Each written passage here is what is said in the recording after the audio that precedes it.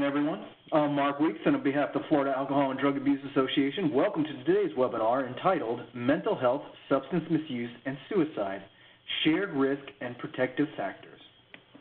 This webinar is being made available through a collaboration of the Florida Department of Children and Families, Office of Substance Abuse and Mental Health, and the Florida Alcohol and Drug Abuse Association.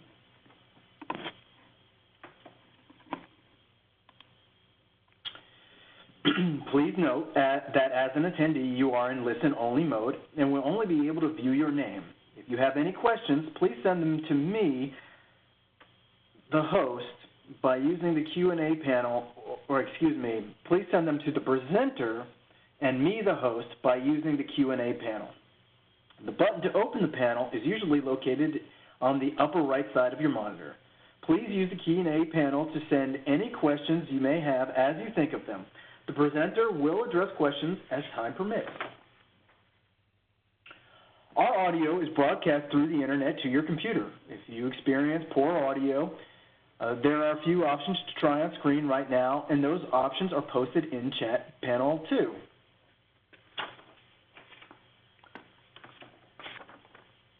If you continue to experience poor audio through your computer, try rejoining the webinar and calling in using the I will call in option. You must be connected to the audio of this presentation and view it on screen as well to receive a certificate of attendance. The recording of materials used today in today's presentation will be made available on FADA's website within 30 business days. To access the recording, go to www.fada.org. Also, a PDF version of this PowerPoint presentation will be emailed to participants within that same time frame. FADA produces many webinars and workshops through the support of the Florida Department of Children and Families. To help participants track credits earned through attendance, we host an online community that provides a personal digital journal where participants can maintain statements of credit for webinars and workshops taken through the Florida Alcohol and Drug Abuse Association. At the end of today's webinar, the web browser will direct everyone to an evaluation form on the FADA website. You will first need to register or sign in to your account to complete the evaluation. Information you provide FADA as a part of registration remains confidential. Statements of credit will be posted within 30 business days after the evaluation closes in the individual professional development journals for persons completing the evaluation and attending the full webinar. Completing the evaluation is necessary to receive CE credits or to access your statement of credit. Do note the evaluation will close at midnight on Thursday, December the 5th. 1 to 2 continuing educations are available for participating in today's webinar for persons licensed through the Board of Nursing, the Board of Clinical Social Work, Marriage and Family Therapy, and Mental Health Counseling, and for persons credentialed through the Florida Certification Board. If you are a licensed healthcare practitioner, be sure to include your Florida license number for reporting to CE Broker when you register with our site for the first time. If you are certified with the Florida Certification Board or licensed outside the state of Florida, you do not need to provide your certification number when you register with this site. Note, please, that WebEx monitors arrival and departure of attendees and provides a report upon completion. We are not permitted to provide contact hours or a certificate of attendance if you do not attend the entire webinar. We are not permitted to provide partial credit. Hannah Rose has been working with individuals with addiction, trauma, and mental health conditions both formally and informally for 32 years. Her primary focus has been providing training and technical assistance to recovery community organizations, statewide networks, and partnering entities. Her experience includes research, curriculum development, workforce development, and organizing strategies.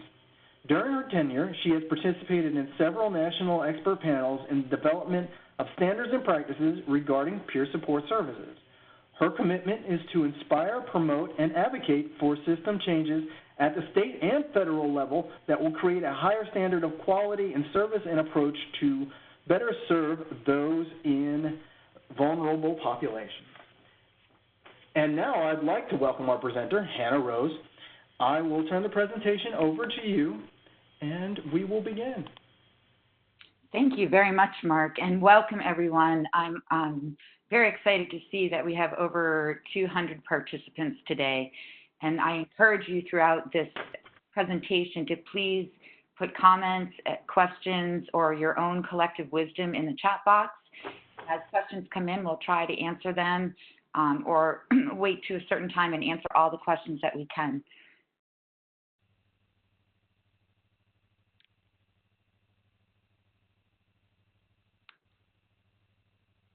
I do want to say, even when I was putting this presentation together, it's a very sensitive material, and if you or a close loved one has been affected by any of the subjects that we cover today, please seek support after the presentation.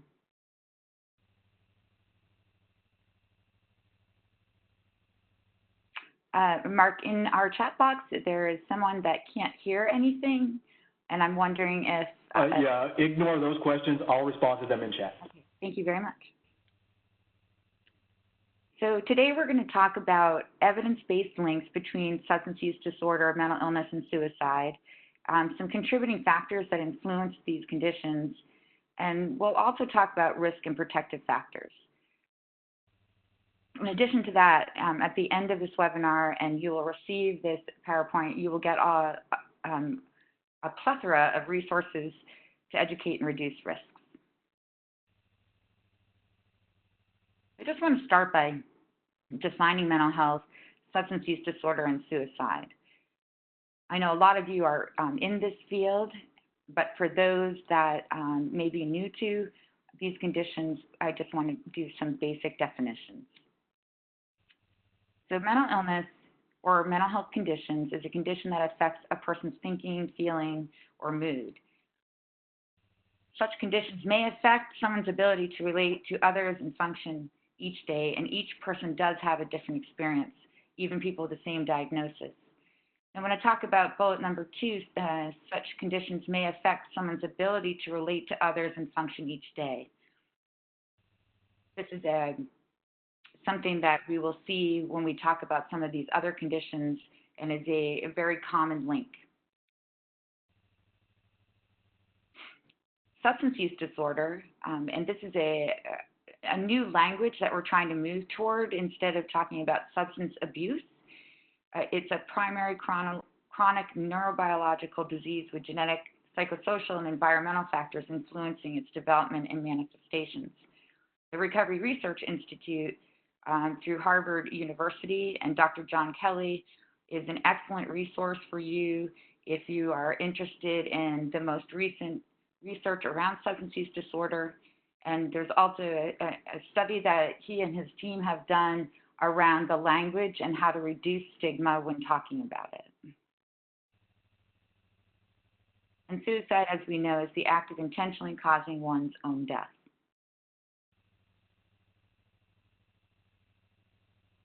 So I want to ask the audience right now, if you wouldn't mind, how are these conditions linked? What are some of the thoughts that you have where these 3 conditions could be linked together?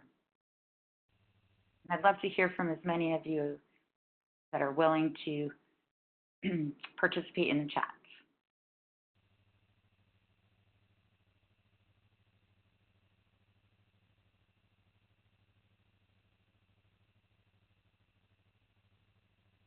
So first we're going to talk about mental illness and the most frequent connections to substance use disorder and suicide. So the National Alliance on Mental Illness, NAMI,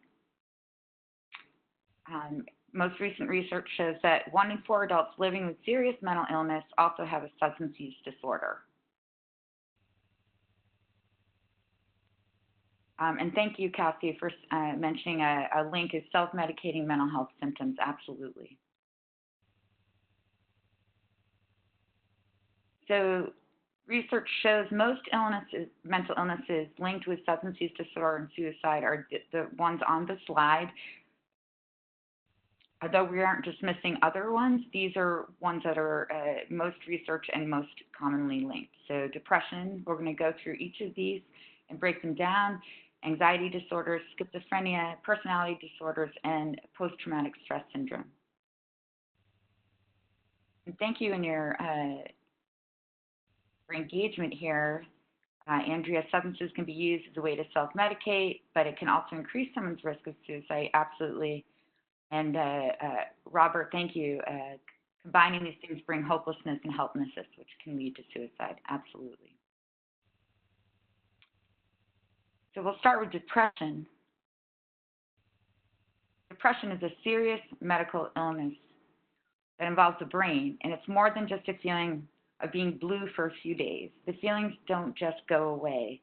And often, if people don't understand or haven't experienced depression, they might want the person to just cheer up, and their intentions are wonderful, but that's not how the brain is responding, and someone may not even understand that they are in a deep clinical depression.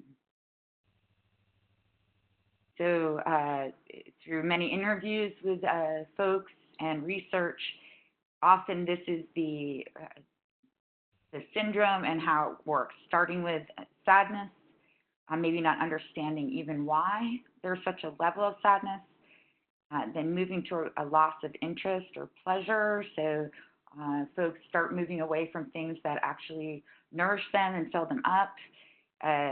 They may overeat or not have an appetite, unable to sleep or sleeping too much, and then losing their energy. So if you think about that, if you're not interested in anything that is pleasurable or interesting to you, you aren't able to sleep, your energy is low, all those things can affect any of us. Can lead to this feeling of worthlessness, as somebody mentioned in the chat box, which can lead to the use of substances just to alleviate the feelings that they're having or trying to escape them. And then that can lead to thoughts of death or suicide.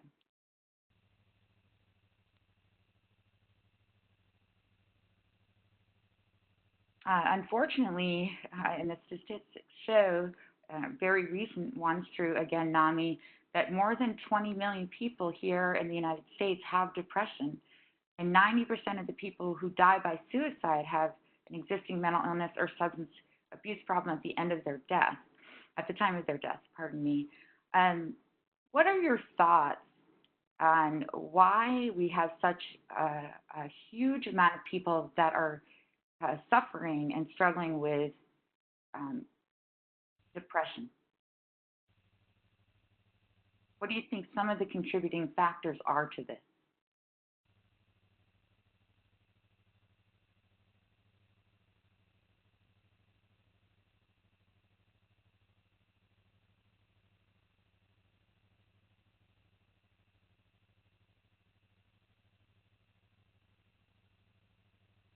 Lack of resources, fear and stigma. Yes, stigma is huge. Traumatic events, misdiagnosis, foods.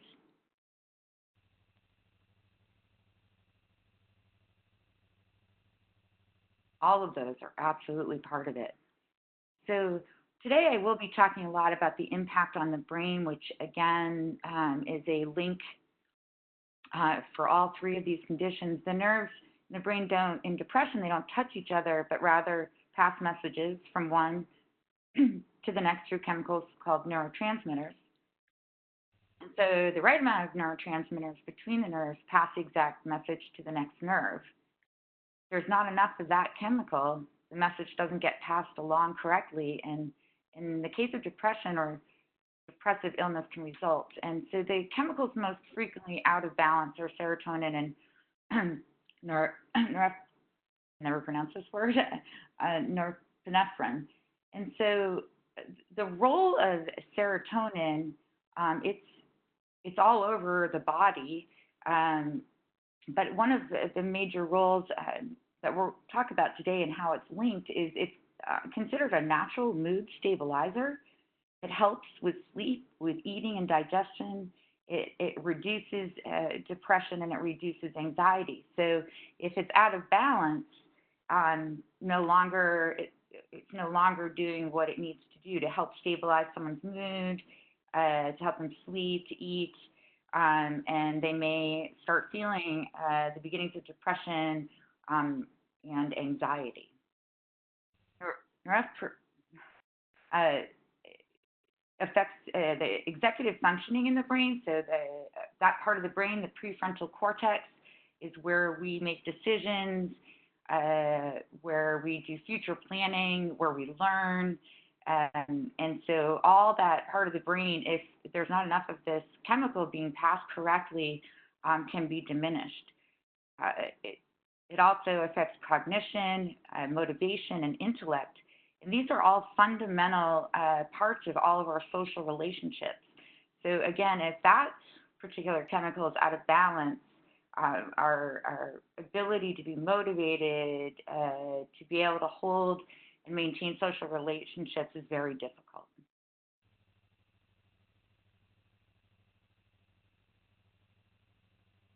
And people have been adding a lot of things in the chat box. Thank you so much for your engagement. Yes, loneliness is huge. Lack of sleep and poor diet, poor physical health can also be additional factors. And then just, Lisa said, overwhelmed by life circumstances. It's all these combined make it very difficult for somebody.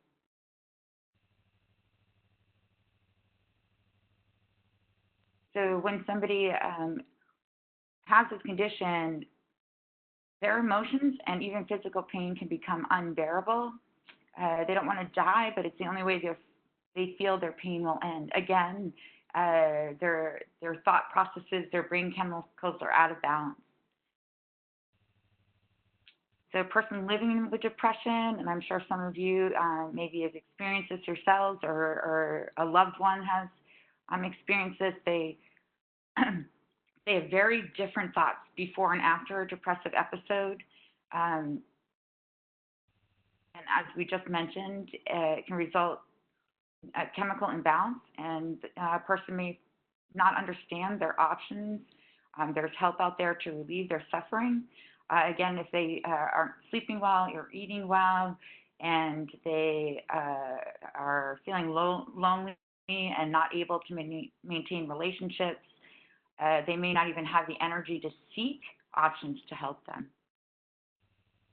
And the last but many people who suffer from this condition report that they've lost the ability to imagine a happy future or remember a happy past.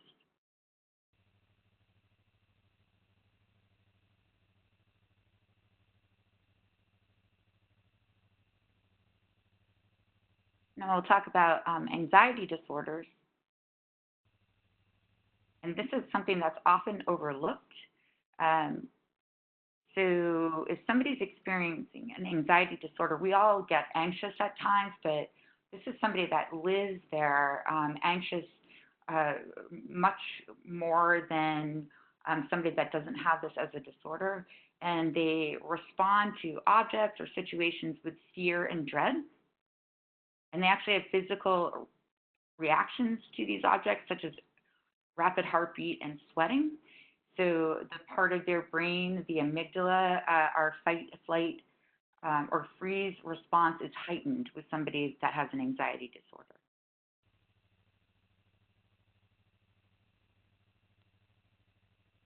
So people have reported with anxiety disorders that that they understand that they have unusual or heightened response, and they have a hard time controlling that response.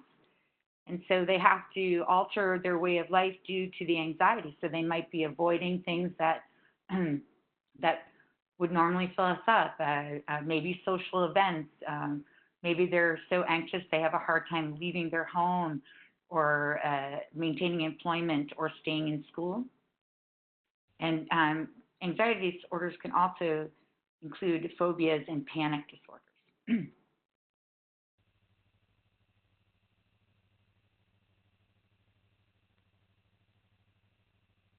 So again, this often is overlooked, but there's 20 more million Americans than those that are experiencing depression that suffer from persistent and life-draining anxiety disorders. Research also shows that someone with an anxiety disorder has a double or even triple likelihood of also having a substance use disorder. So if somebody is feeling so anxious and they have to attend an event, they may choose to use a substance to calm them down so that they can show up. The last bullet, in the past 30 years alone, the portion of 15 and 16-year-olds that feel anxious or depressed has doubled. And I'd love to hear your thought on why our youth have had such an increase of anxiety or depression. Absolutely, Tiffany, thank you. Social media, what are some thoughts on a little bit more about why social media might create such anxiety? Oh, thank you, Janet. And comparing self to others. Marie, thank you. Vaping, absolutely, that's become yet another huge problem. What are some other thoughts about why our young people are feeling so anxious? Thank you. Social media creates a false sense of reality, unrealistic expectations, cyberbullying, peer pressure, lack of communication, excellent lack of actual in-person social interaction. Thank you so much for all these answers. Pressure to stay informed. Social media makes them feel like they're missing out or their life is not what it should be compared to others. Thank you.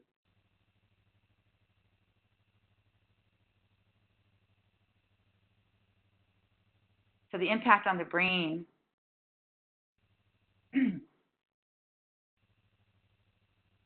Again, I mentioned before, in our limbic system, there is the amygdala, which is our fight, flight, and freeze.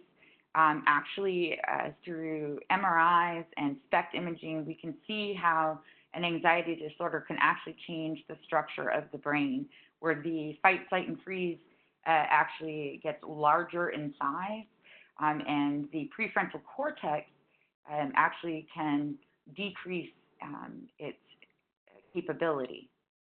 And in our young folks, their brains aren't fully developed yet. It's not till, for both men and women, it's not till around 25 years of age when their brain is fully developed.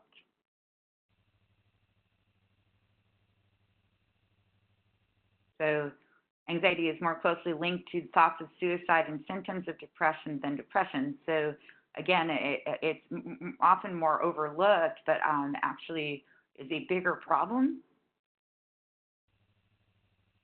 So those with anxiety disorder have a 45% greater risk of depression and a 23% greater risk of suicide ideation.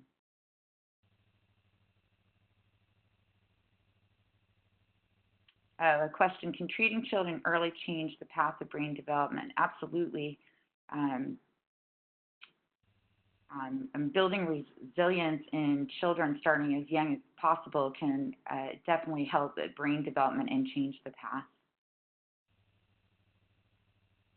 So just some key points here, and from everything that you are saying in the chat box, I'm actually preaching to the choir. It sounds like you're very concerned about what's happening to our youth. The role of anxiety is often overlooked.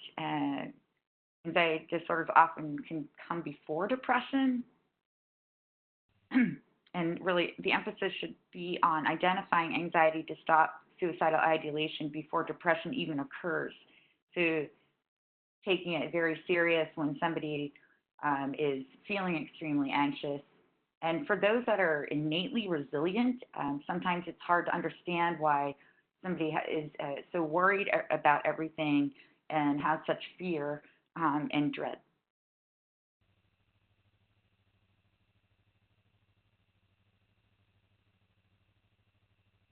So schizophrenia, the overlap here, it's again a severe and can be a lifelong brain disorder. Although often people feel or believe, mistaken belief systems that if somebody has schizophrenia, they cannot fully heal. Um, that is a myth. People can heal from this.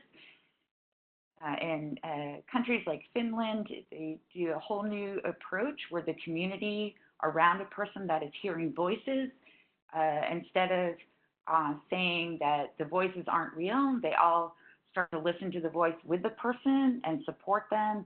And they've had a huge decrease and an incredible amount of healing for those with schizophrenia. And it's about that community support and going along with the person. And if you are interested, there's the Hearing Voices Network.org. And if you're somebody that is working with folks that may be struggling with schizophrenia, it's a very powerful approach. So people who have schizophrenia may hear voices, see things that aren't there, or believe that others are reading or controlling their minds.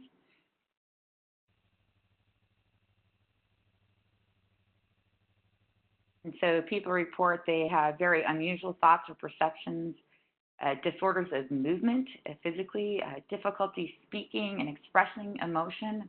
And as a moment, I'll explain part of why that is through the brain. And then definite problems with attention, memory, and organization.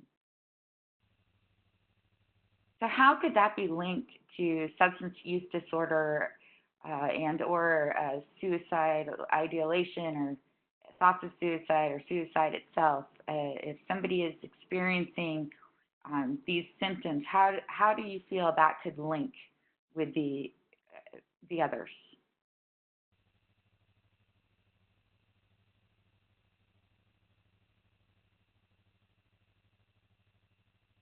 Feeling overwhelmed, auditory command, hallucinations to hurt themselves.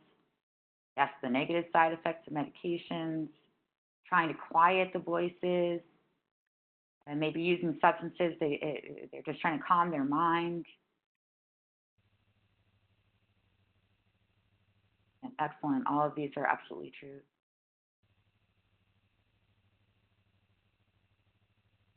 So here's some statistics. 50% with schizophrenia also have a substance use disorder. Folks with schizophrenia are more likely to commit suicide if they're young, male, white, and never married. And you'll see the reference on the bottom where you could read more about that study. The condition is more likely if someone did really well in their everyday life before they were diagnosed with schizophrenia. They developed depression after the diagnosis, or have a history of substance use disorder and a history of past suicide attempts.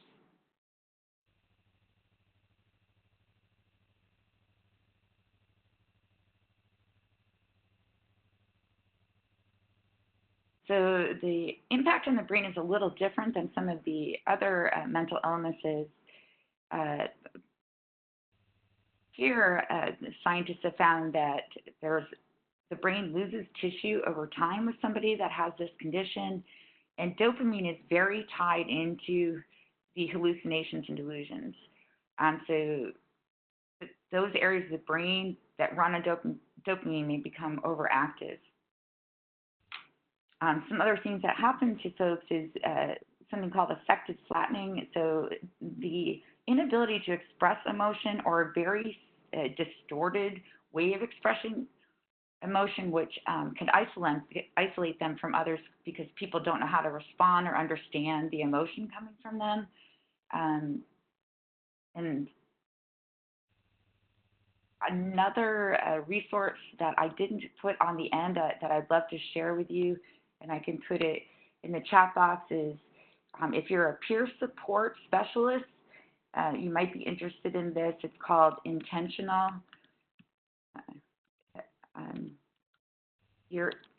Peer Support.org. It's a very helpful training or information if you are looking for a different approach to work with folks with all mental illnesses, but particularly with somebody with schizophrenia.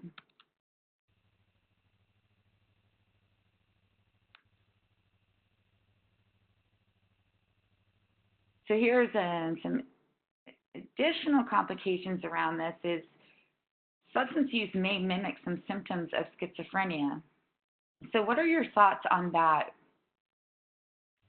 What symptoms may somebody that's using substances that mimic some of schizophrenia, how do you think that's connected?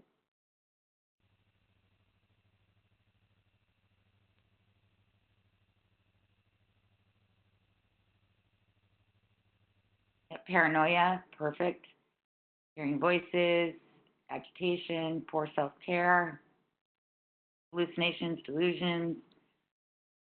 Absolutely. So seeing things that are not there, talking to themselves, all of these are symptoms of schizophrenia, but substance use, depending on the amount, the way someone's using the substance, and the type of substance they're using can look like schizophrenia.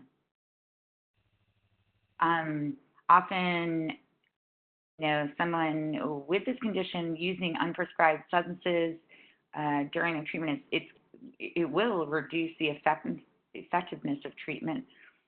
And those with substance use disorders often miss part of their treatment plan. They are already having a hard time with their thought process, their memory, and so they may forget taking the medications or discontinue their use altogether.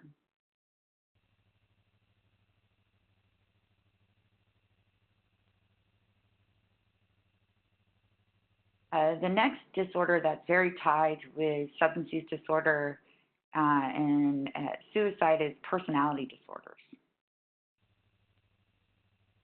Personality disorders are deeply ingrained patterns of behavior that deviate from the norms of generally accepted behavior. Often personality disorders can show in our youth, in adolescence, and can cause long-term difficulties in personal relationships or in functioning in society. So all of these mental illnesses, that last piece, causing long-term difficulties in personal relationships or in functioning in society, is a definite link for both substance use disorder and suicide, because often people are isolated, other people may not want to be around them, and they don't know how to socially interact, and it diminishes their ability to be part of society or their community. Someone asked to repeat the last website. It's intentionalpeersupport.org.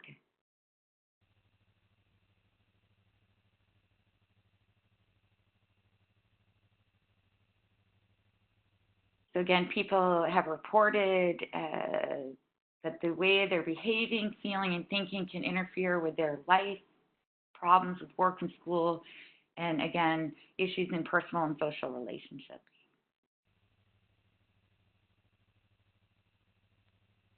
So 9.1% of the United States adult population are suffering from a personality disorder.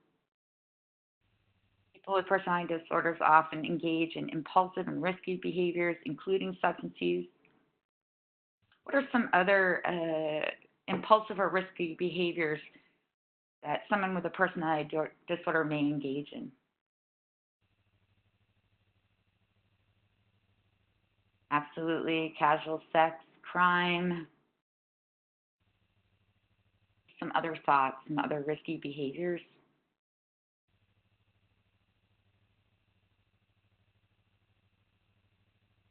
Gambling,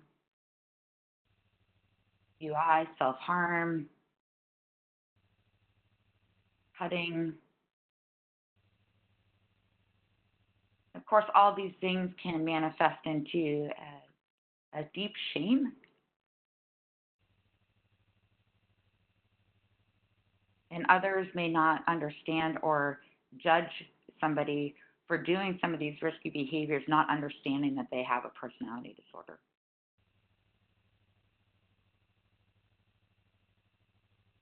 So I'm hoping that you're starting to see the link on the brain impact. So I mentioned before about the amygdala and other disorders, it's noticeably larger.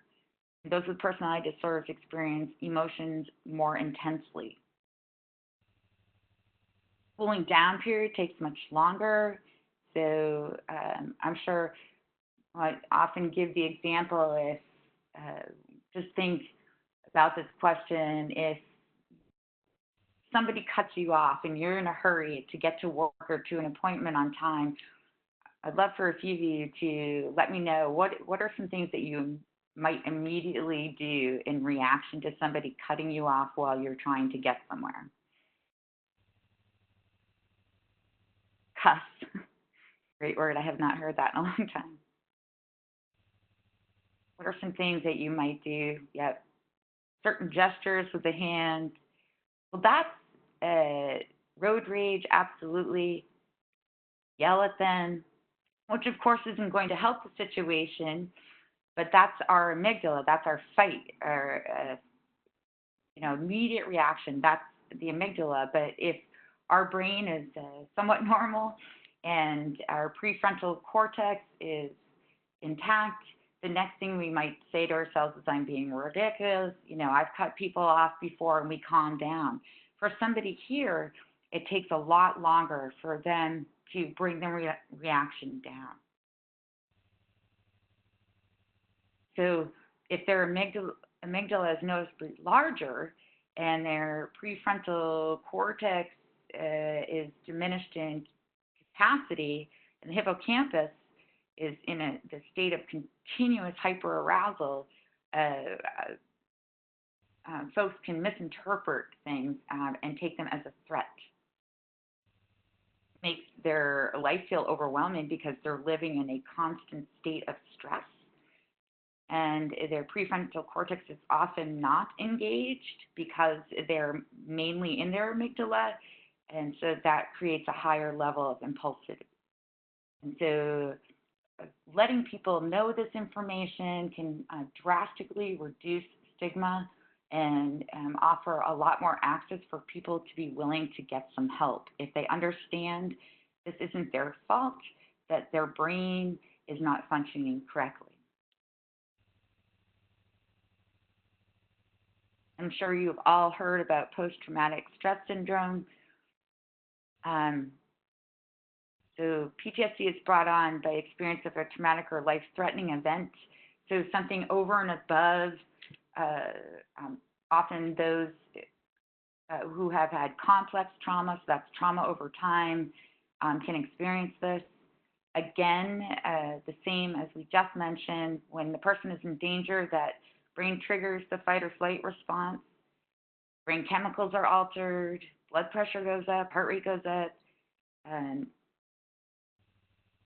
when the stress response continues after the danger is past and it's no longer necessary to protect a person from harm, the person may have PTSD. So I'm sure everyone here today participating knows somebody, or maybe yourself have struggled with this. Think about somebody who's been deployed and come back, may attend a fireworks show, and the sound of the fireworks brings them immediately back to being in a war zone, and their brain doesn't have capacity to decipher between past and present. We call those flashbacks, and that's what we're talking about in that last bullet. They're still in that stress response, even if the danger is past or are what they perceive to be dangerous. So folks with PTSD often report staying away from people, places, or things that remind them of the event, and that creates isolation. As I just mentioned, they may re-experience flashbacks, frightening thoughts, or nightmares. They call those intrusive symptoms, where they're not invited, they just happen. Arousal and reactivity, so being on edge, easily started, jumpy, inability to control like an angry outburst. And Again, this all can lead to mood symptoms, distorted feelings of guilt, negative image of their self, really have a hard time remembering things, or the memory gets out of chronological order, and then again, loss of interest in activities previously enjoyed.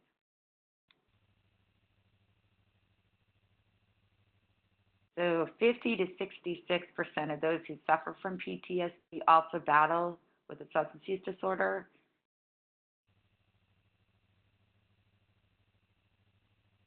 So 7 to 8 people out of 100 people may have PTSD. 1 in 5 veterans of the Iraq and Afghanistan wars were diagnosed with PTSD, and 20% of suicides in the United States are veterans. So I know we've all talked about our opioid epidemic, but the suicide rate is actually higher in our veterans.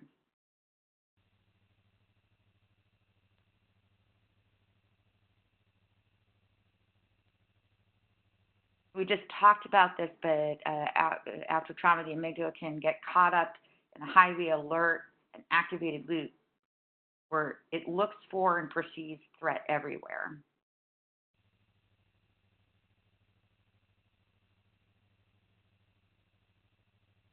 And that underactive hippocampus, which has a lot to do with memory, it makes it less effective.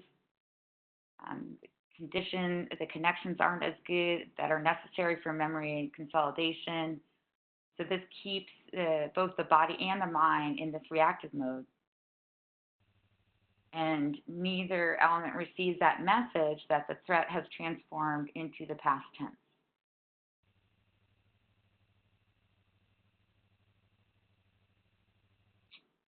The substance use disorder, defined it before, it's this chronic neurobiological disease, and it also has psychosocial and environmental factors.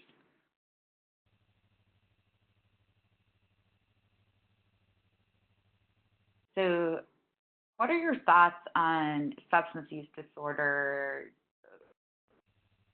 Do you think this is a choice? I'd like to hear what the audience thinks about, if you wouldn't mind, in the chat box, just some thoughts around substance use disorder.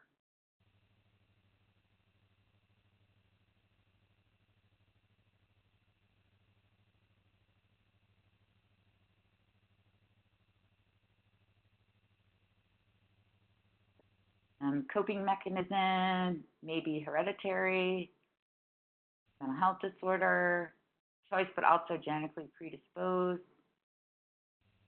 That's very treatable. Positive genetic link, family, trauma, genetic, environmental, yes. So it may, thank you, Paige, it depends on the circumstances. For some, it starts as a choice, but then lines blur and it's no longer a choice. Yes, often this is a direct link to mental health, often self-treating mental health and becomes an addiction.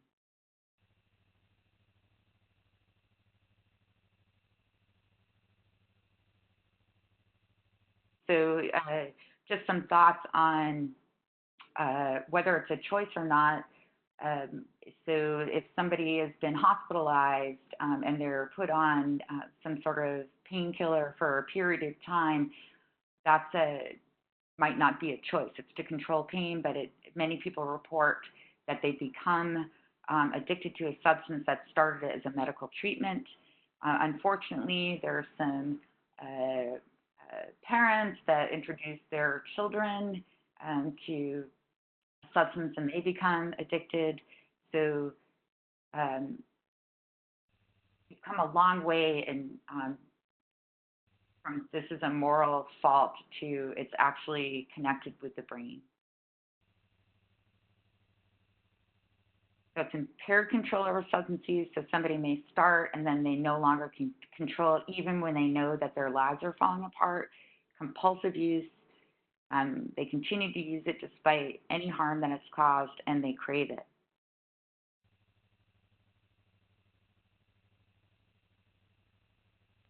So 19.7 million American adults 12 and older battled a substance use disorder in 2017.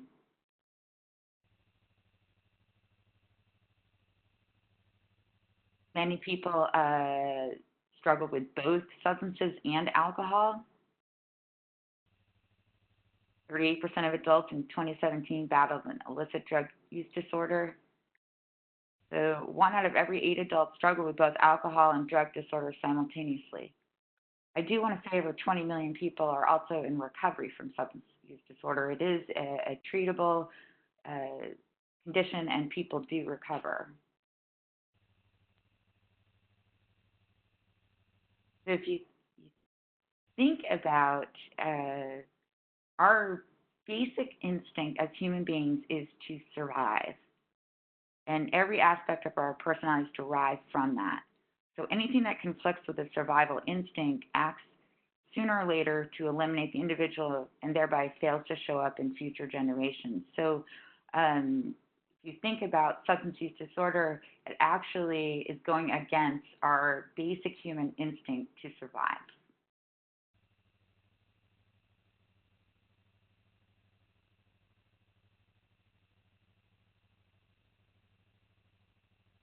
So are you seeing some of the connections on how substance use disorder and many of the different mental illnesses connect as far as the brain goes?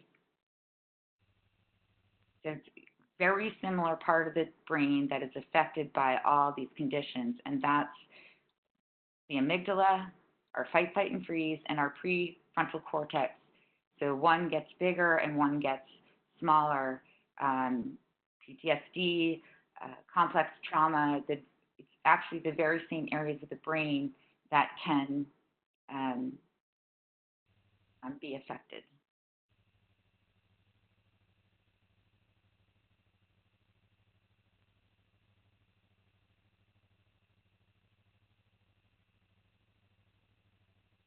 So I'm going to ask you all this question, and then we're going to take a break.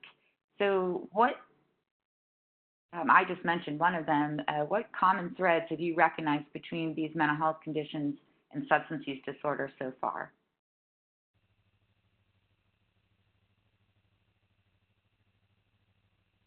Life disruptions, yes. Stigma, absolutely. Trauma. Frontal cortex is less active.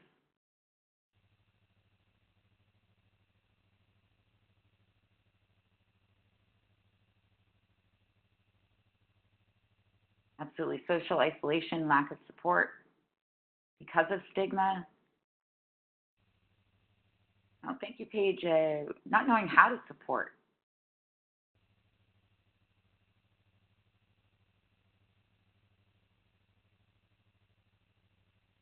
Adverse childhood experiences. Legal system, crime, feeling of helplessness.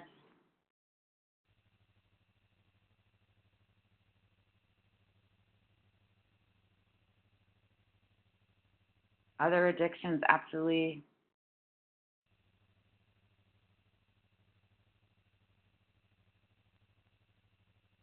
Right, so the brain has a lot to do with this, and because of what's happening, the brain creates this isolation, separation, where people feel like they're on the outside of the world looking in, and they don't know how to be part of it, and definite chemical imbalances that happen from all of it. So we're going to take a short break. I, again, am so appreciative of all this participation in the chat box, and so I hope that continues when we come back from the break. Perfect. Thank you, Hannah.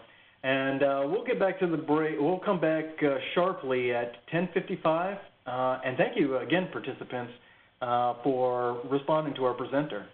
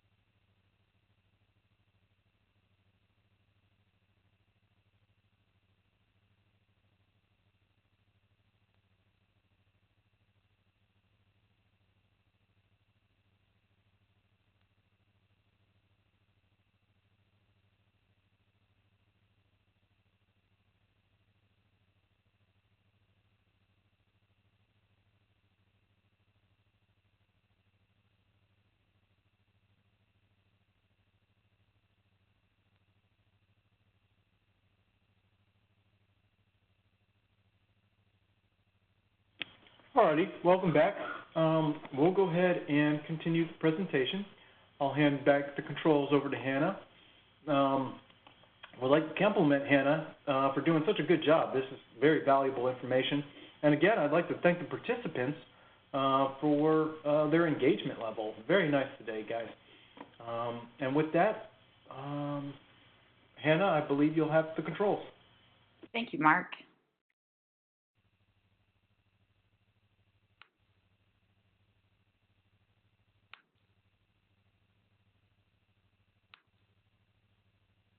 I'm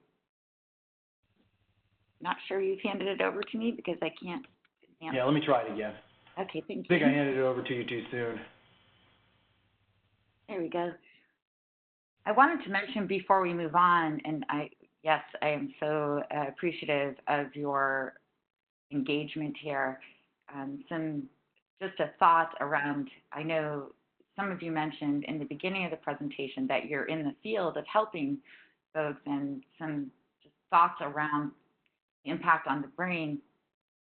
Sometimes we need to be surrogate prefrontal cortexes for folks as their brains begin to heal. And so there is a theory out there that people need to learn how to do things by themselves, and we might be helping them too much. But if I'm an individual that is struggling with one or two of these, and my prefrontal cortex is very decreased in capacity or ability, I may not be able to handle anything complex. So if you are working with an individual, or maybe it's a family member or loved one or friend, and you give them 3 things to do, they may only remember one of the 3. And if you're working with someone and they're very engaged and all of a sudden they start to shut down, that's because the amygdala is overactive and their prefrontal cortex is not able to kind of come in and help them out. So often when working with somebody, good news is the brain can heal. To break things down into very small steps, write things down for folks so that they can refer back if they can't remember, because their memory, that part of their brain is also effective, will help them, and they'll have small successes and start to get that brain to heal.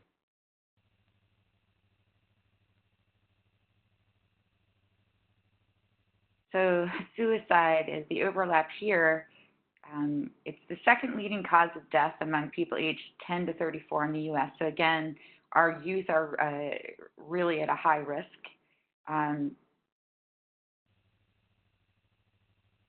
The overall suicide rate in the U.S. has increased by 31% since 2001. So what are your thoughts on why that's an incredible increase, in less than 20 years? What are your thoughts about why that has such a dramatic increase? And we did discuss social media as far as our youth. What are some other thoughts about our adults?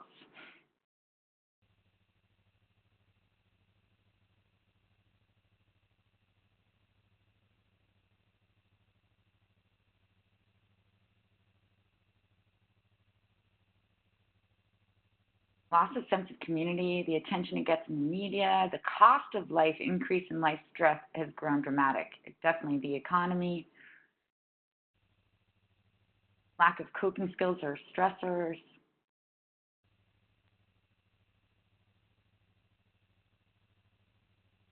What are some other thoughts about why such a dramatic increase?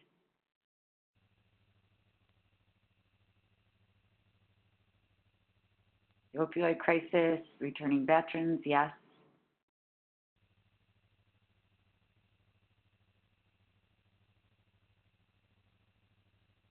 Less physical and social connection between people,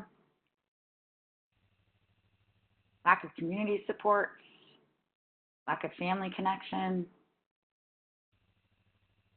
And these are all absolutely parts of why things have increased. So 46% of people who die by suicide had a diagnosed mental health condition. So there is the link there too.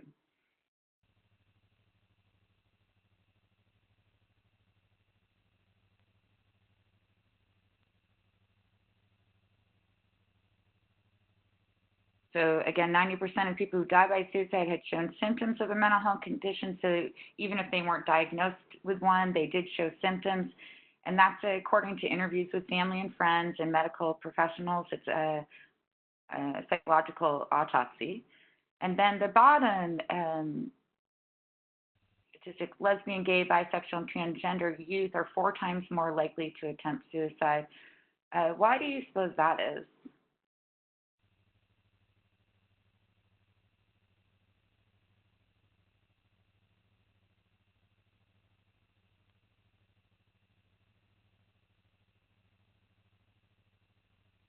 Wanda, yes, not being accepted by loved ones, the stigma and lack of support, can't be who they are truly to others.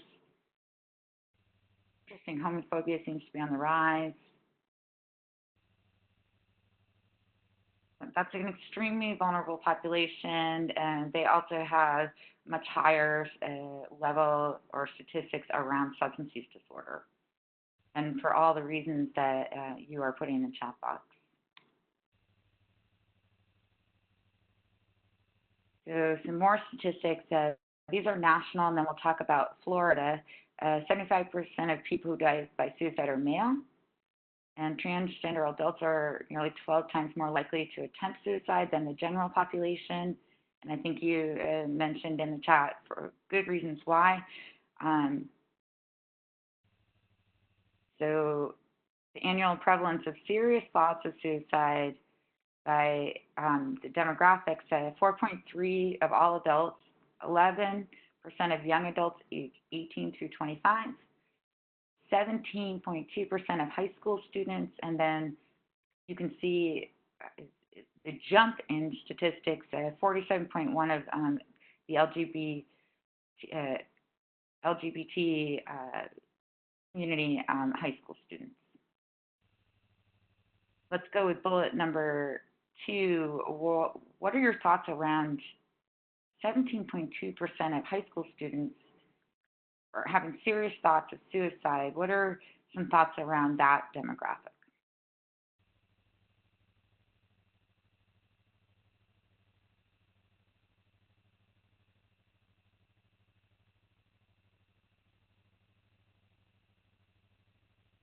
Bullying and peer pressure.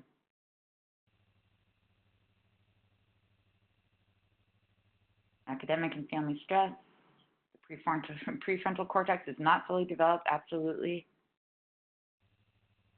And maybe beginning some mental health issues, or you're becoming more apparent, and then the use of wanting to fit in with peers, the peer pressure, start using substances. People actually telling a person to kill themselves through social media, absolutely. Help you to imagine a positive future. So if you think about adolescent brain as through a car analogy, if your car brake line isn't fully connected, then you're not able to stop your vehicle. Part of the brain in our adolescence before the age of 25 is the temporal lobe is not fully engaged and connected, and that is the area of the brain around impulsivity. So as we know, you may have a teenager at home. They are definitely more apt to be impulsive. Teenagers also feel emotions 4 times more than adults do. So if you're not a teenager, you can remember back how high emotions can be at that time in our lives. Yes, Jacqueline, absolutely. Hormone changes, changing the role in the world and relationships, maybe fear of what do they do when they're out of high school.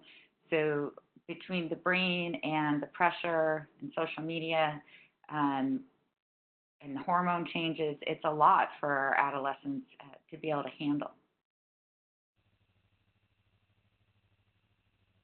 So in Florida, it's the 10th leading cause of death, suicide. And again, here are the ages. So second and third, ages 25 to 34, third leading cause for ages 10 to 24. So you can look at this slide and see our youth and young adults are very high risk for this.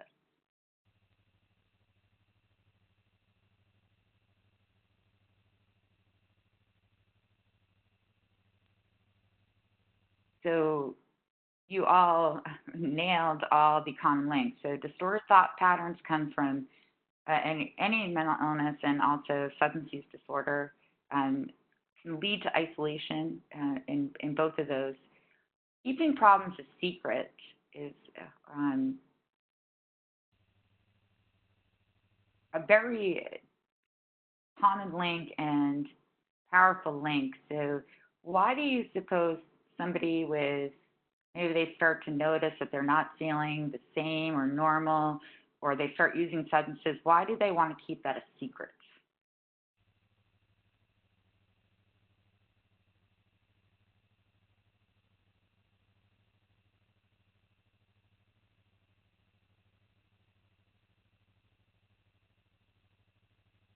So if I were doing a poll right now, they're embarrassed, they feel weak, and then many of you said stigma and shame.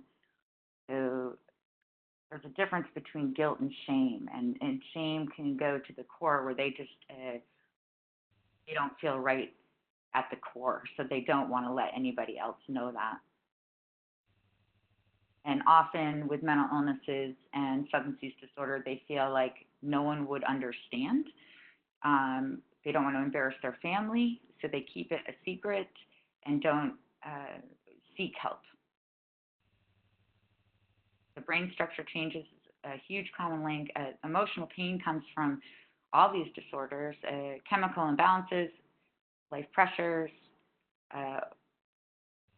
Somebody mentioned earlier when I was asking the previous question that there's a lot of pressure financially in our country. Somebody might feel the pressure to provide for the family, and so to alleviate this pressure, they may start using substances. And trauma, substance use disorder is traumatic. Having a mental illness can be traumatic, or they may have had other kinds of trauma. I've asked the question because I've been working with folks with co-occurring disorders for 35 years now, and that's what they say. They're ashamed. They feel like nobody would understand, or they're being judged. And a high percentage of folks report that they've had trauma in their life.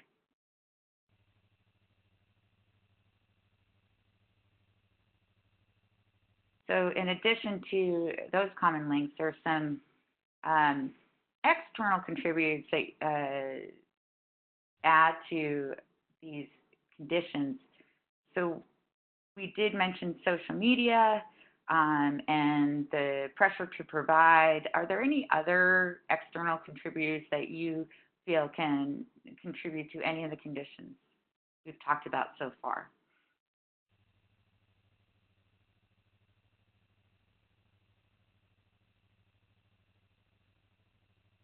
You mentioned stigma, homelessness, disabilities, culture, environment, yes. Generational, family message of not sharing family business, poor supportive response,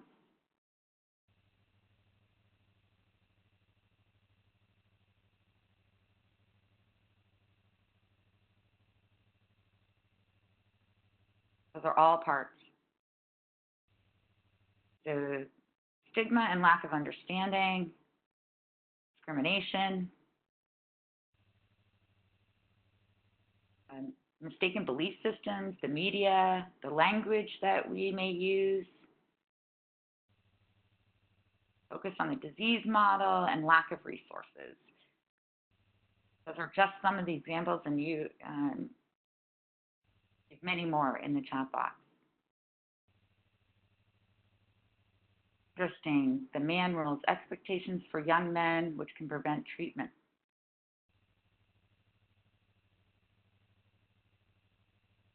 What are some examples of discrimination that can happen to someone with a substance use disorder?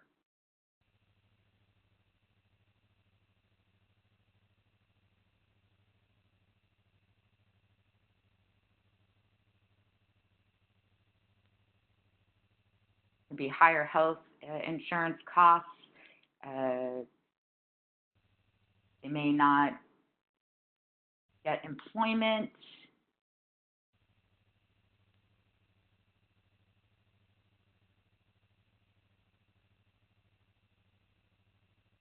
People still in the old model that people should be able to stop using substances,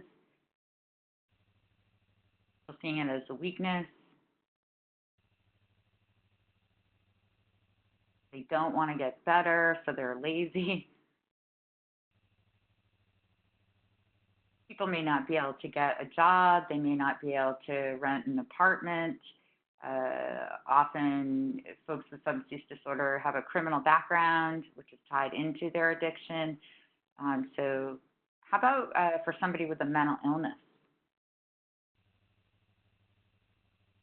What would be a belief system, a mistaken belief system around somebody with a mental illness?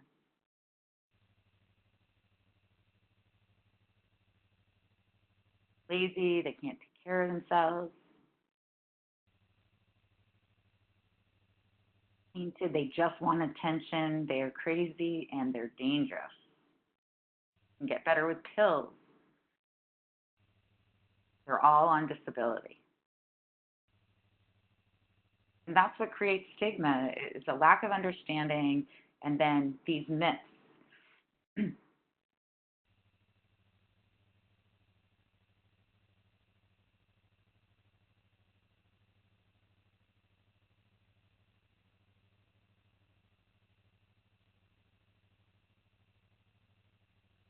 So you all said everything that's on this slide.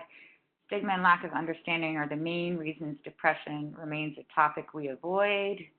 We also avoid some of the, definitely avoid topics.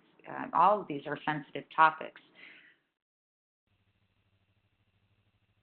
So at one point in my career, somebody was very upset that I was going to explain somebody with substance use disorder that they had brain structure changes, and they felt that that wouldn't be helpful at all. Well, I worked with this individual and explained what we've been talking about in this presentation about the amygdala and prefrontal cortex, and that person was so relieved to hear that not everything is all their fault, and it helped them understand why they had such a hard time stopping. And additionally, I talked to them about how the brain can regenerate, which we didn't know that until the 1990s, which they call the decade of the brain. And scientists made more strides in understanding some mental illnesses and substance use disorder during that decade than they had in the previous years.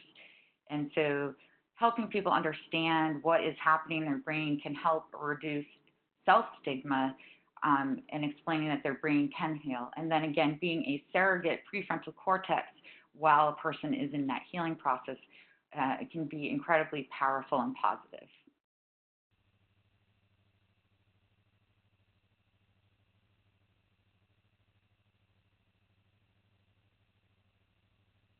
So what do I mean suicide only affects certain populations? So these are some of the unhelpful belief systems. You talked about it and answered about people with mental illness are all dangerous and people with mental illness cannot heal. That's a very big belief system in a lot of people in our country. Many people with mental illness can completely heal. So what certain populations might somebody believe are affected by suicide where others are not? What would be a unhelpful or mistaken belief system around populations and suicide? Elderly, poor people,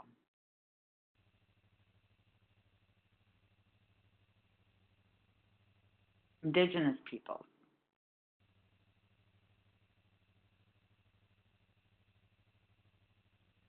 So if somebody has that belief system and they're not in any of those populations, they can believe that it may not be happening to their population, and again, that creates separation and stigma. Are there any other unhelpful belief systems that you're aware of around any of the topics we've discussed today?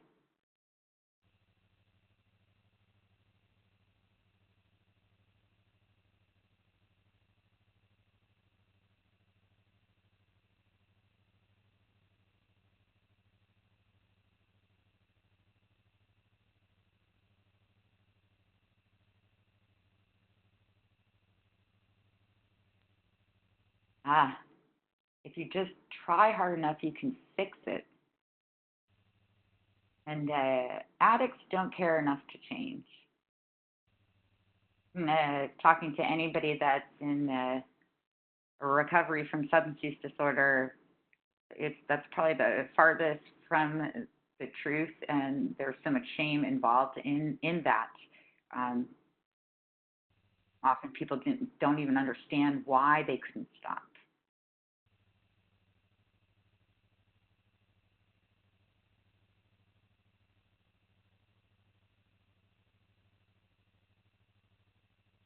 So the media and mental illness we've touched upon. A lot of pressure does come with social media because you find that people use it as a competition tool to see whose life is doing better than the other, and it solely contributes to factors like debt, low self-esteem, suicidal thoughts, cyberbullying, among others, which you've mentioned already.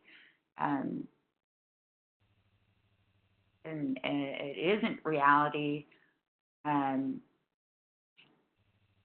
a lot of people put their best forward on social media or can tear people down in the case of cyberbullying. Um,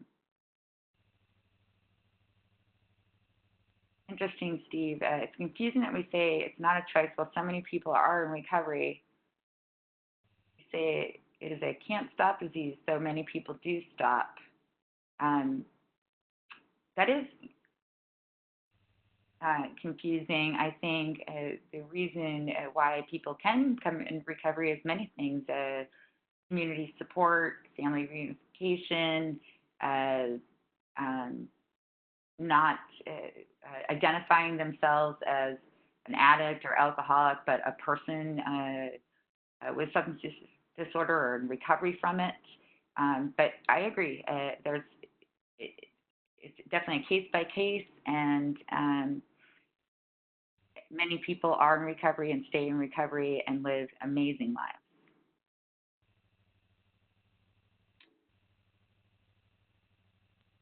Also, the media plays a critical role, often glamorizing in the news, magazines, film, and television substance use. So, what are some ways the media glamorizes substance use?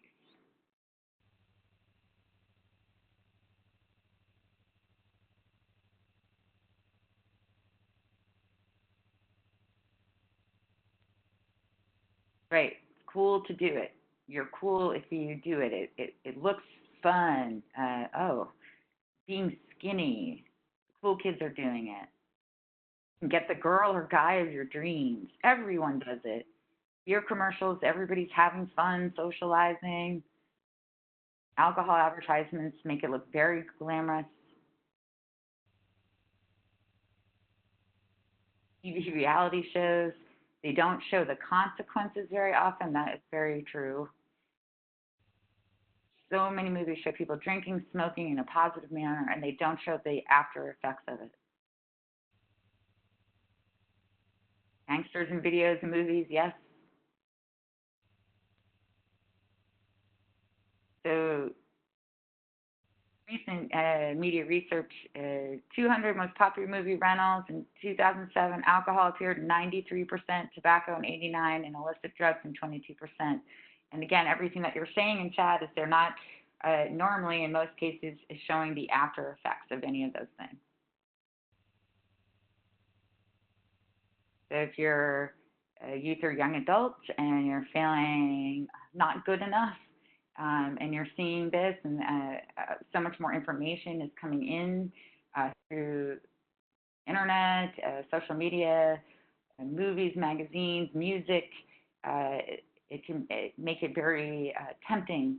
And if the temporal lobe isn't fully connected, and folks in those populations are at higher risk of being impulsive, this all plays a big role.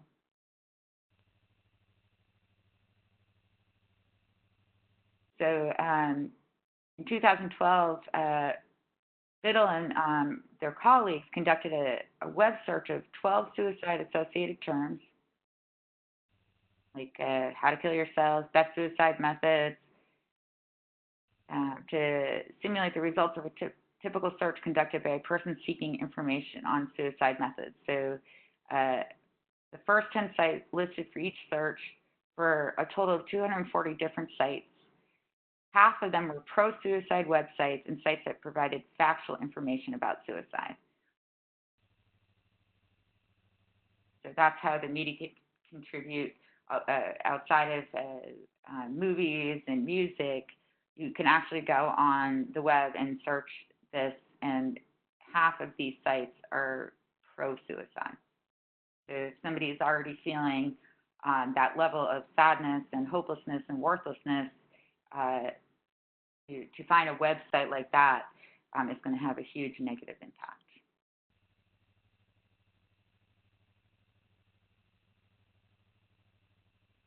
So just, I don't want to stop the presentation leaving it with no hope.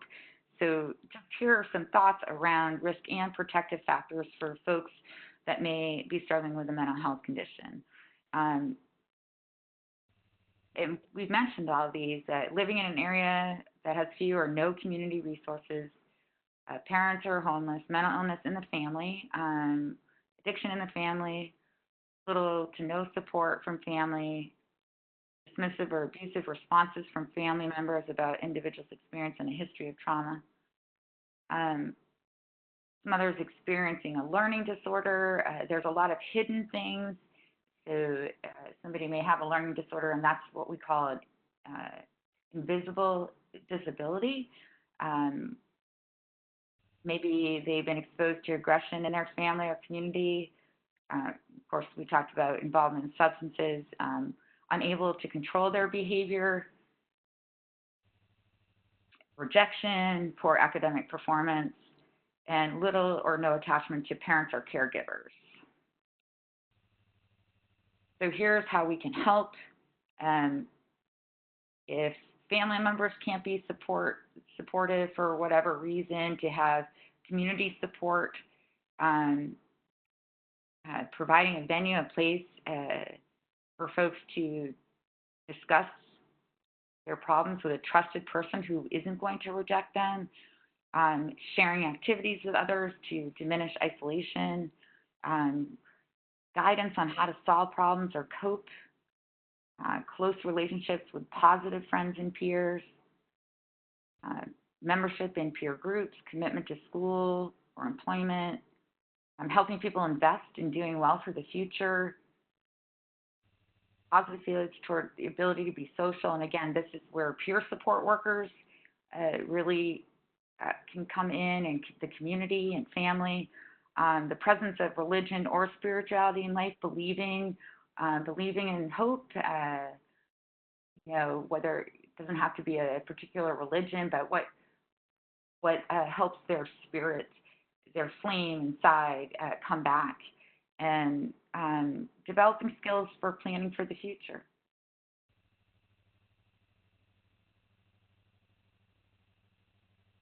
Wow, thank you for the statistics in the chat box, Kathleen. So in 2019, Florida Youth Substance Abuse Survey revealed female students are 2 times as likely to post anonymous, hurtful info about themselves on social media. And then also revealed students who engage in digital self-harm are more likely to report symptoms of depression and substance use. Yes, so again, the media has a huge impact.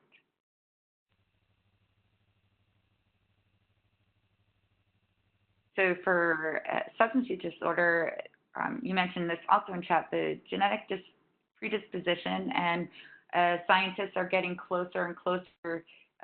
What they've realized in the decade of the brain, that they realize how little they know about the brain, but there's a lot of research on how to identify that genetic predisposition. Certain brain characteristics that make people more vulnerable, psychological factors, personality traits, impulsivity, sensation seeking, in all the things we've talked about, eating disorders, personality disorders, those environmental influences, exposure to physical, sexual, emotional abuse or trauma. Family members are using substances and that's the norm, or their peer group is. It's very difficult for an individual to separate themselves because they may be rejected by family or their peer group. And then, again, talking about the adolescent brain, starting using any substances, including alcohol, before the age of 15, they have a much higher risk of having an actual substance use disorder because their brain is not fully developed yet. So how can we help is a positive family, for parents monitoring their the children's activities and their peer activities, real involvement of parents in the lives of their children, success in school, positive social circles. You know, how can we've talked a lot today about our very vulnerable group with all these conditions combined is our youth and young adults. So how can we turn that around or help even before they become a teenager?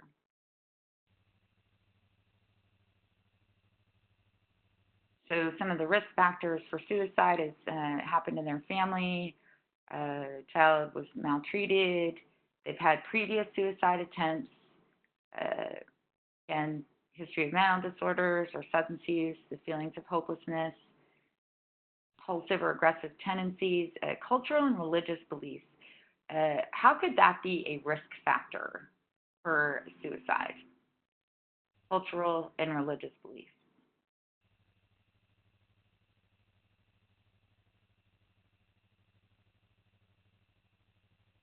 Any thoughts on that?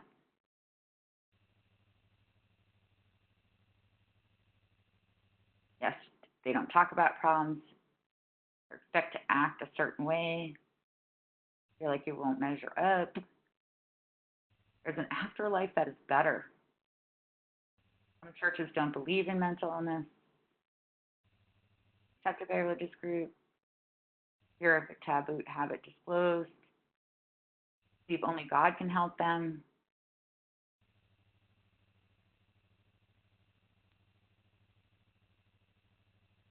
Possessed by demons. Believe that accessing care is a lack of faith. Oh, excellent.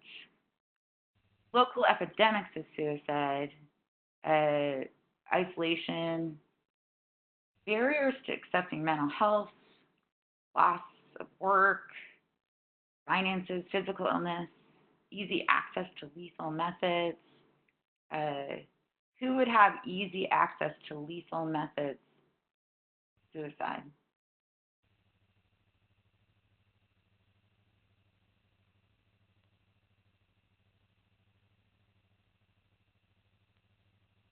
Officers, medical staff, law enforcement, guns in the home, hunters.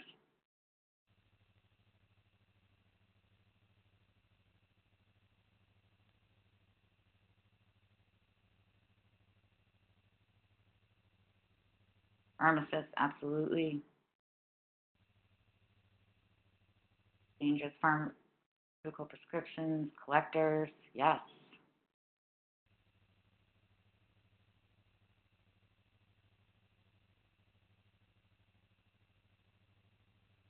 And then the big one, unwillingness to seek help because of the stigma attached to mental health and substance use disorders or suicidal thoughts.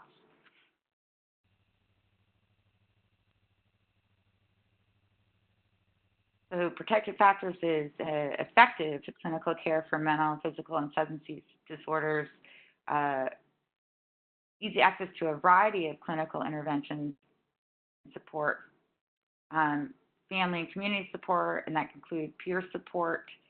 So why would I say easy access to a variety of clinical interventions and support for help seeking? Why is it really important for our community to have a variety of interventions?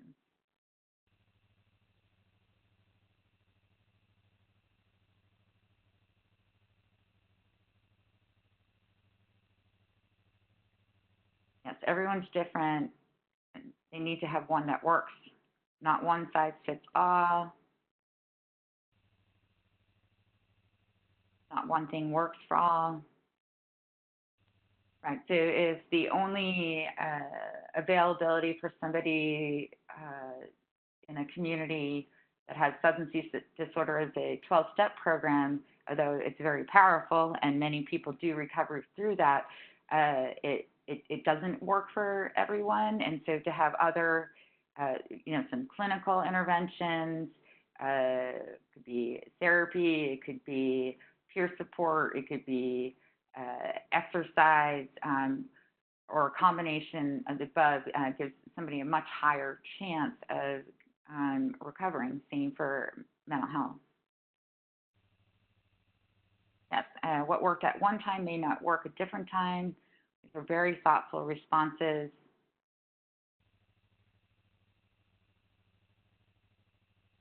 Having a place where somebody can learn how to solve problems, solve conflict, handling disputes, and then cultural and religious beliefs that discourage suicide and support instincts for self-preservation. So I know the state of Florida is really on board to expand and create more community support, clinical support across the state, and that's going to make a huge difference in those statistics. People like yourselves that have taken this time, your irreplaceable time today, to learn more, it just shows me there's a lot of people in your state that this is very important to you. And because of folks like yourself, these supports and protective factors can be increased. So here are just some thoughts. How can we help? Learn about the local resources in your region, professional and peer-based, so that you have that. So if, whether you're in the field or not, if somebody's like, I don't know, maybe a friend says, I don't know how to handle my son, you'll have in your pocket the local resources for them to be able to reach out to, because not everybody knows where to look. Being really careful of the language around mental health conditions and substance use disorder. So I think I mentioned before, calling people addicts or alcoholics, they're people.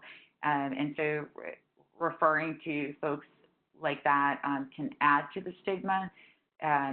Unless they're in the rooms, a 12-step program where if they're using that language within those rooms, they're accepted and embraced and brought into that community. But outside of the 12-step program, referring to people as an alcoholic addict just adds to the stigma. So changing the language around that. Talking openly with people about these subjects to reduce stigma and offer hope. So maybe you're at a gathering and somebody makes a comment about somebody they know who just is lazy and doesn't want to stop using a substance. You might be able to, just one person at a time, give them some of the information that you got today. Checking in with any personal bias you may have regarding these subjects. So somebody had mentioned earlier in chat, and so many were coming in, I didn't have time to address it, but somebody mentioned medication-assisted treatment, or we also have medication-assisted recovery for folks particularly with opioid disorder. And a lot of people have bias about that. They say things like they're just replacing a drug with a drug. That would be an example of personal bias. What are some other personal biases either you personally may have or somebody you know might have around any of the subjects we've covered today?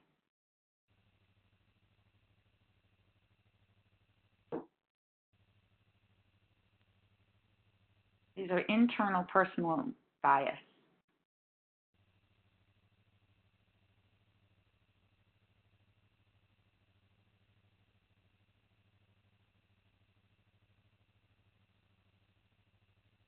Yep. It's a weakness, not an illness. It's a very common bias. Faces and Voices of Recovery, which is a national advocacy organization, did a research study through Johns Hopkins in 2016, and 64% of the folks believed if you're in recovery, you're still using substances. So that's a mistaken belief. And some of the other research through that study showed that many employers didn't want to hire folks that said that they were in recovery for fear that they start using substances again. Same thing with mental illness.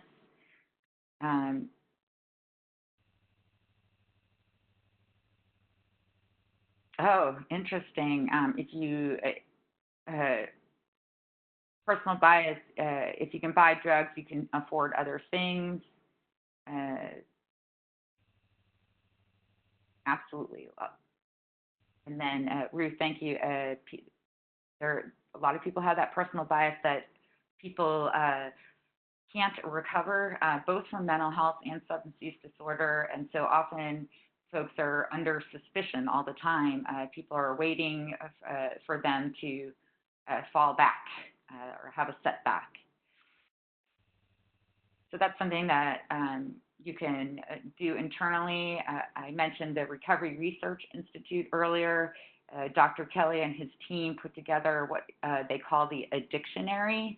And what they did is took every word that they could think of in and around substance use disorder that could potentially be a stigma alert and came up with replacement language. So if you are interested in that, you can just look on his website, and I recommend it to organizations working in this field to do a language audit on any print material, website, and also the language they're actually using in person, and seeing if, not even intentionally, if some of the language that they're using could potentially increase stigma.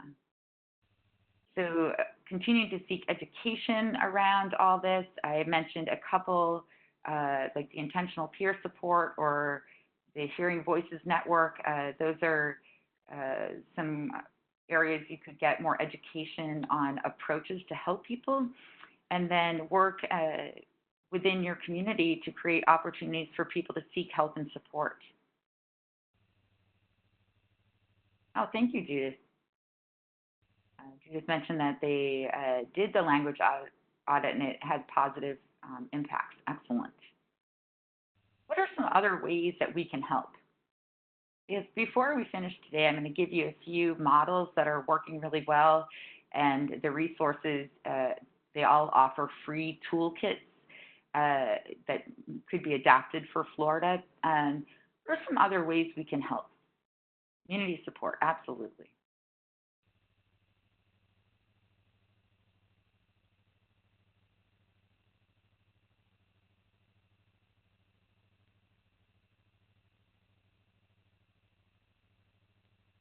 More affordable support, absolutely. There's one way to do that is to offer community organizations where individuals that have had a past history of substance use disorder or mental illness that are in recovery, helping others can often be a very affordable way to help people once they've maybe finished some sort of acute treatment, and then also working together with the clinical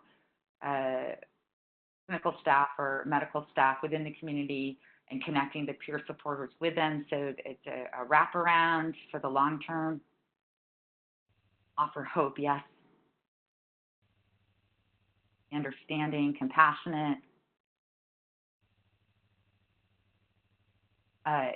Agencies modeling what we expect others to do. Acceptance, cultural competency is a huge piece. Thank you for bringing that up. So understanding the different cultures within your community and learning how to be culturally sensitive, and also doing an audit on who you may be missing and not reaching out to, and figuring out ways to reach different cultures. The deaf community has a high risk of substance use disorder and are often left out because there are not resources for them to be able to seek the support that others that can hear. That's an example of a culture that can be left out.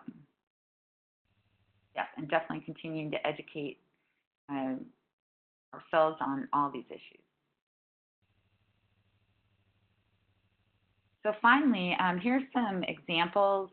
So the Recovery Collaborative, the mission is to ensure that individuals and families have clinical, legal, and community resources they need to successfully recover from substance use disorder and mental health issues at every stage. It includes identifying at-risk youth, first use, initial diagnosis, and serious chronic illness.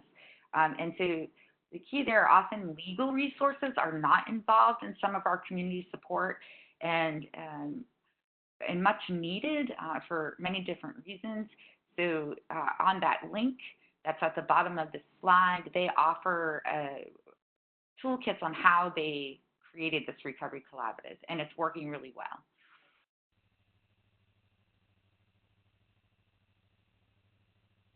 So Medicaid Innovation Accelerator Program is a collaboration between Medicaid and the Center for Medicare, and it's designed to reduce substance use disorder, improve care for Medicaid beneficiaries with complex care needs and high costs, and then to really promote that community integration we've just talked about through long-term services and supports, supporting physical and mental health integration. And I did see, again, back in the chat, you've been so engaged, it's been hard to keep up. The physical health also plays a key role in healing, and many people in recovery are involved in even exercise programs, which really can, as we know, sends out natural dopamine. So folks that may be struggling with depression, exercise is a natural healing way to help with that disorder. And again, there's a link, and you can download much information if you're interested in how they did that. I recently was in Ohio, and I thought this was fantastic. They have the Ohio Association of County Behavioral Health Authorities created this statewide crisis text line. So it's 24 hours, 7 days a week, free, and as we know, a lot of people who in our society often uses text more than others. What generation?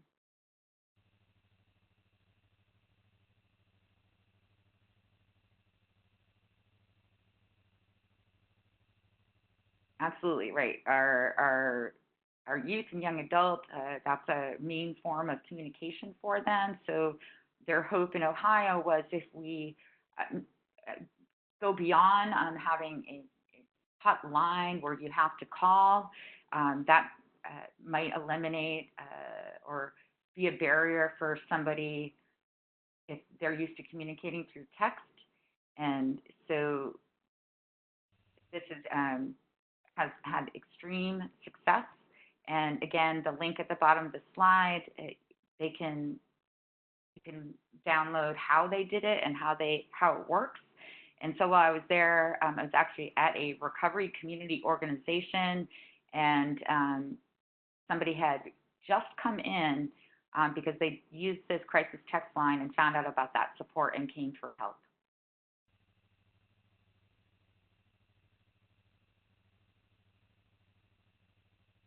sorry, this slide has so many words on it, but the community collaboration to prevent teen substance use, so drug-free kids, help families. That's a huge piece, is how do we help families who have a family member that may be struggling with any of the things we've talked about today. So their whole goal is to get the whole community together.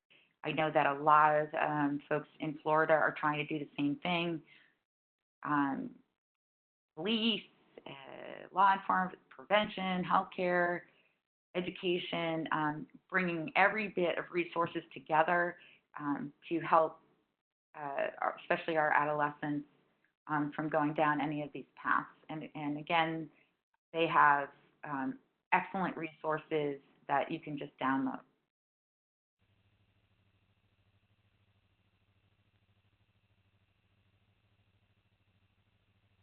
So the Substance Abuse and Suicide Prevention Collaboration Continuum, it's a web-based resource.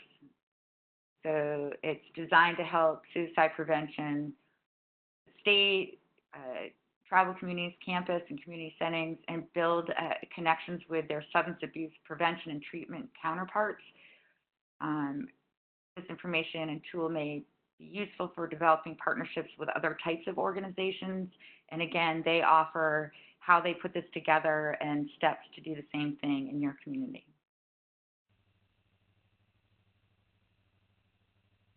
And then finally, I tried to put together as many resources I thought would be helpful. A lot of you mentioned continuing to educate yourselves on these issues. Each one of these resources, and there are several slides, as Mark mentioned, you'll get a copy of this. I'd highly recommend excellent information, excellent to share with somebody that may be a family member that's not sure where to go, or maybe if you're involved in the schools, excellent information to share with your staff. So there's a few slides there. And then references for all the information and statistics today. So we've come to the end of the presentation, and I'd love to hear from a few of you any sort of light bulb moments that have happened to you today, or any comments on the presentation.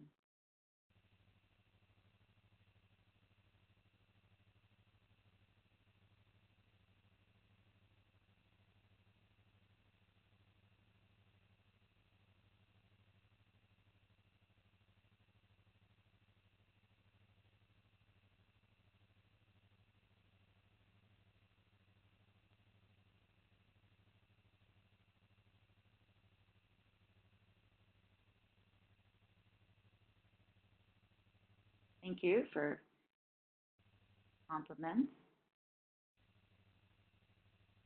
Love the brain connections. Brain, I like that. Instead of fighting addiction, healing the brain.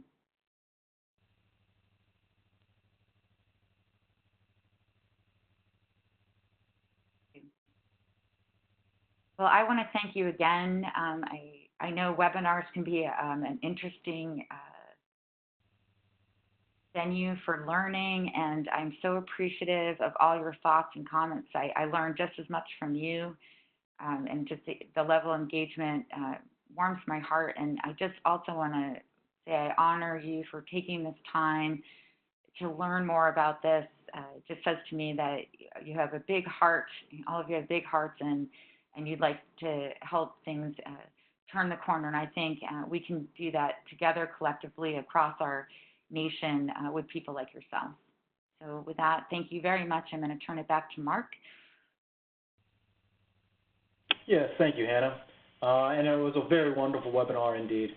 I got a few questions about where can you get the PowerPoint. We post all of our PowerPoints on our website, fata.org.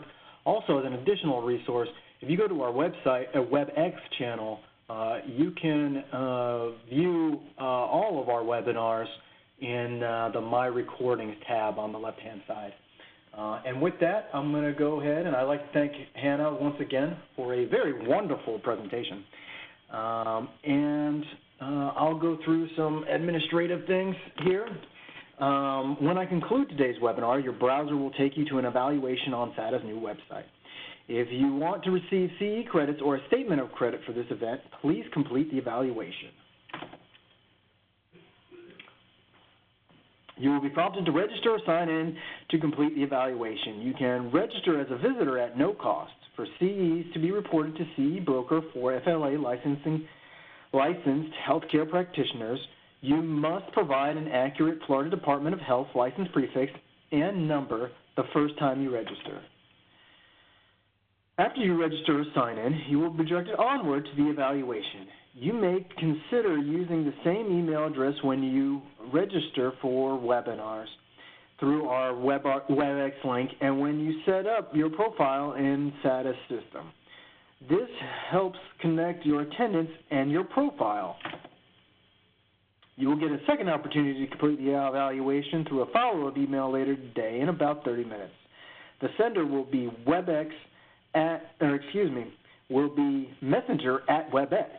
Evaluations will close midnight on Thursday, December the 5th.